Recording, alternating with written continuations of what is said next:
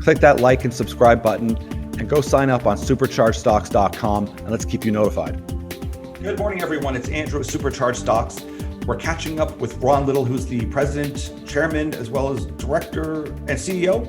Maybe I'm missing one, or maybe I've added one, but definitely the head honcho here at Wolfden Resources.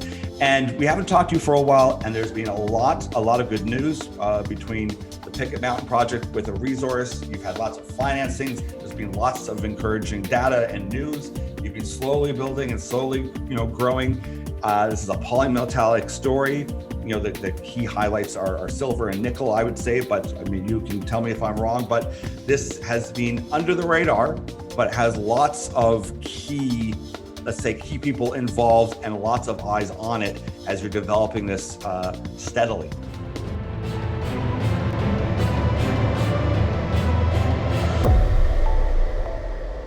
I'm glad to have you back on to give us the update, tell us where you're at and what we should be looking forward to and what we should be keeping our eyes open for. Excellent. Well, thanks for having me back, Andrew. And kudos to you. I think we talked last August and the stock was half price. So you've done a great job helping us get to where we are today. Last year, we were really focusing on one of our project silos, of which we really have 3 of them now. And I think that's the biggest difference. We're fully financed. We now have, $6 million in the bank instead of 2 last summer. We've had our biggest partners, Kinross and Altius, finance us recently, so they've reloaded on the story. We've made new discoveries in Maine on the polymetallic silo. We've added a whole new silver silo to the story, which is Maine and New Brunswick. And then we've shown the market that we've got this, battery metal silo, which is our 2 nickel sulfide deposits in Manitoba, which we were just drilling. So the story has really transformed. I wouldn't call us an incubator, but we've really got 3 things for the value of 1. Yeah. And I think that's the biggest takeaway here is that we're going to do something with those other 2 silos this year that are really going to add value to our story. And having that money in the bank, that's a lot of ease off the mind as well. Having strong partners is also a big upside. And my belief, and you can tell me if I'm wrong, but you certainly have a lot more experience and knowledge in this, nickel, and even silver to some extent. Silver started getting a lot of attention lately, but not as much as it deserves. It's more than just a fiat jewelry play. It's an industrial use metal.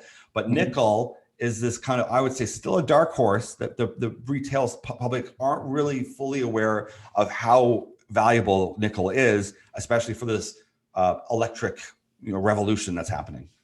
Well, and it's a specific kind of nickel. Like the nickel sulfide is really sort of the prime metal for the battery business, right? Yes. And nickel, of course, took off last fall when Elon said, hey, if you're looking at batteries, it's not just lithium, there's a bigger component of nickel. Yes. So that's when the nickel stories lifted off and price started going from, $5 to $5.50 back to $8. So we had interest in this project package 2 years ago when nickel did jump to 8. But there's really 2 deposits.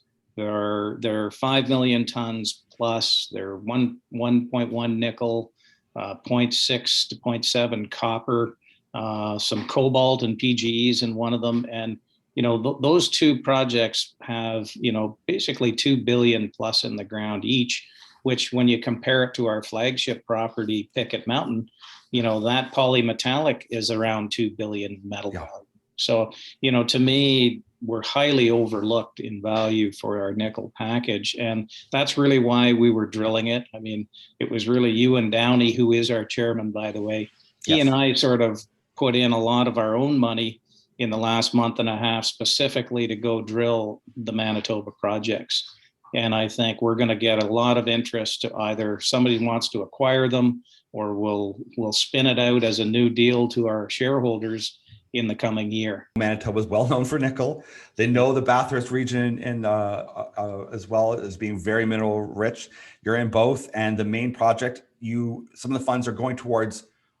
You've proven it up, but to expand, like that resource isn't done. There's a parallel path where we're really, remember, the first guys back in Maine. There's a new mining code, and we're proving that Maine is open for business. So we're in the pre-permitting phase, because there's enough there to build a mine. Nice small footprint, state-of-the-art modern mine. Yep. Maine's actually got one of the toughest mining laws now, but we meet all of their regulations with our design. So, yes. Clean water, clean to the environment, dry stack tailings, all of that. So we're pushing the pre-permitting while we're still trying to expand the project. And, that's to me what an exploration company needs to do. And just before Christmas, we made some interesting discoveries with the drill bit, and we're right back there this week with the drill. We're going to show that we can expand the resources this year. So, the takeaway on that is, as a junior, you're always looking for a takeover premium. Yep. So I think the rezoning this year, which is a huge milestone for us, that's the pre-permitting. If we get approval on that and we're adding tonnage, very likely a bigger corporate comes and says, look, come merge with us, and with a bigger balance sheet, we can build the mine. You don't have to go that route. Like, you have a management team right now. You can go and build a mine. And that's what was so interesting, is it isn't just a greenfield exploration with it simply being, we need to sell this thing. This is no. If you don't get the price you want, you can develop it, and you have the team to do it. Absolutely. I mean, that's again how you dictate your best premium in a takeover, is you can say, if you don't like the price, our balance sheet is now big enough, we can build it ourselves. Thank you very much. Yeah. And I love the fact, because it's square right on the front page of your the website too, with the responsibility for your environment as well, is that I'm a big advocate of listen, we want to have more mining in North America because we have strong regulation. Gone are the days when we could just pretend like, listen, if it's not in my backyard, I don't need to worry about it. Let China do it. And people need to kind of realize that no. We want to do it, and we want to have a say, do it properly, do it within environmental guidelines, and show also, like, not just newscasters and media and journalists, but show the retail investor, listen, this can be done properly. And especially if we want to meet the green targets and to be able to have this electric future, we want to dictate that control and also have a say in that regulation. Yep. No, it's very cynical to be buying your metals from some place that is unethical, right? Yep. And we now have a new standard. I mean, mining guys have always flown below the radar and never really advertised the new technology and how we do try to protect the environment. So we're there today, the whole push on ESG and, the responsible mining, that is now forefront. And this is really actually, the benefit for Maine. They set a high bar, a high standard. We're able to meet it, and they can actually turn around and say, look, we're trendsetters. Any company that really is doing the deal as far as ESG, and we can see whether it's BlackRock or Goldman Sachs, I mean, they're literally saying, we're not funding projects that don't meet certain standards and ethical standards, is that if someone can illustrate, and especially in a very tough perceived market, mining, that they're doing this way above standards and doing it exceptionally, there's going to be an elevated, I believe, price adjustment somewhere down the road, when somebody can see, holy cow. And right now you're flying under the radar still. I mean, it's great growth, but it is, I mean, you certainly could be trading a lot higher.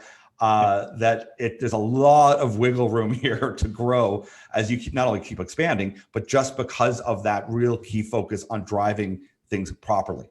Yeah, no, absolutely. And I mean, we call it the Maine overhang at the moment because it's, Maine has that moniker of being the green state, right? So people are cautious until we see that we get through certain milestones in the permitting process, right? And there's lots of opportunities to this project that fit the green model for the state. And the